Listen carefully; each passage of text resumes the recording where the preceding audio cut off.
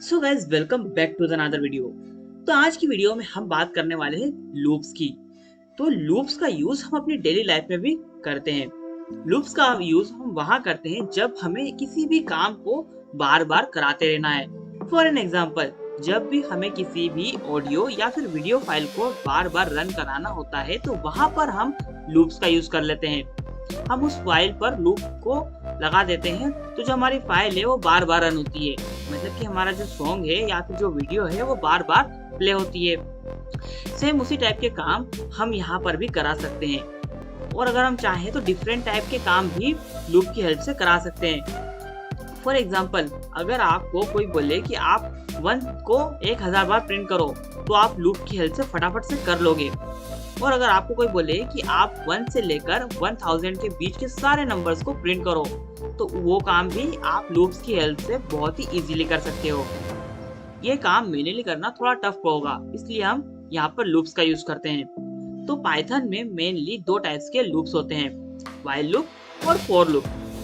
तो आज की वीडियो में हम बात करेंगे व्हाइल लूप के बारे में। तो व्हाइल का मतलब हिंदी में होता है जब तक कि। तो यहाँ पर भी कुछ इसी टाइप से इसका काम होगा। तो अपने लूप को डिफाइन करने से पहले हमें एक वेरिएबल को डिफाइन करना होगा और उसमें हमें एक नंबर को स्टोर कराना होगा। उसके बाद में हम लिखेंगे व्हाइल और फिर अपनी कंडीशन को एंटर करेंगे। अब कंडीशन हमारे जो पहले वेरिएबल हमने डिफाइन किया था उससे रिलेटेड होगी। तो हमने लिखा है यहाँ पर while i is less than 6 then print i। Okay, अभी के लिए मैं इसे हटा देता हूँ और मैं अपने कोड को रन करता हूँ। तो जब भी जो i की वैल्यू है वो 6 से छोटी होगी तो हमारा जो लूप है वो प्रिंट कर देगा i को। अब अगर अपने कोड को मैं रन करूंगा तो यहाँ पर आप देखना जो हमारा 1 है वो मल्टीपल टाइम प्रिंट होगा और ये कभी भी रुकेगा नहीं। क्यों? क्योंकि यहाँ पर मैंने इसका एंड डिफाइन नहीं किया है। मतलब कि मैंने डिफाइन किया है जब तक कि हमारी जो i की वैल्यू है 6 से छोटी है तब तक आप हमारे कोड को रन करते जाओ। लेकिन यहाँ पर प्रॉब्लम ये है कि हर बार जो i की वैल्यू है वो 1 ही हो रही है, कि जब तक कि i की वैल्यू 6 नहीं होगी तब तक ये कोड रन होगा।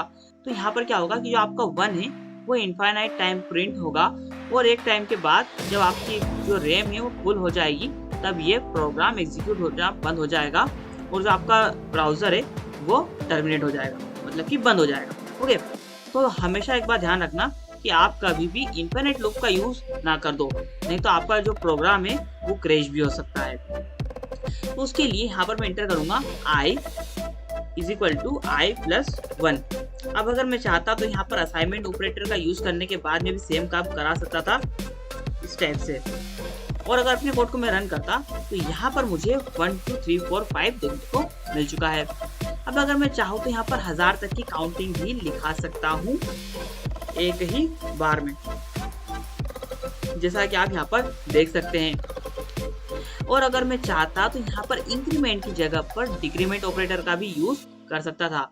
अगर मैं यहाँ पर माइनस लगा देता और अपने कोड को रन करता तो ये कोड इनफिनिट टाइम प्रिंट होता, जैसा कि आप यहाँ पर देख सकते हैं कितने सारे नंबर्स यहाँ पर प्रिंट होते जा रहे हैं। अब बात करते हैं लूप्स पर अप्लाई होने वाली कुछ स्टेटमेंट्स की। तो यहाँ पर 2 टाइप की स्टेटमेंट्स आती हैं, ब्रेक स्टेटमेंट्स और कंटिन्यू स्टेटमेंट। तो सबसे पहले हम बात करते हैं ब्रेक स्टेटमेंट की। तो ब्रेक स्टेटमेंट क्या होता है? तो जब भी हम लूप का यूज करते हैं तो हम अगर ब्रेक कीवर्ड का यूज कर लेते हैं तो जो हमारा लूप होता है वो एग्जिट हो जाता है। तो ये बात हमेशा ध्यान रखना। यहाँ पर मैंने क्या लिखा है, यहाँ पर मैंने डिफाइन किया है सबसे पहले एक वेरिएबल जिसमें मैंने स्टोर किया है 1 को। उसके बाद में मैंने लगाया है व्हाइल लूप, और व्हाइल लूप में मैंने कंडीशन क्या दी है, while i is less than 6। मतलब कि i की वैल्यू जब तक 6 से छोटी है तब तक आप अपने कोड को रन करो, यानी कि लूप को रन करो। फिर आपका जो i है उसे प्रिंट करो। ओके, लेकिन जैसे ही i की वैल्यू 3 के बराबर हो जाए तो आप यहाँ पर ब्रेक कर दो। ओके, और अगर ये इफ एग्जीक्यूट ना हो तो आप i की वैल्यू को +1 कर दो।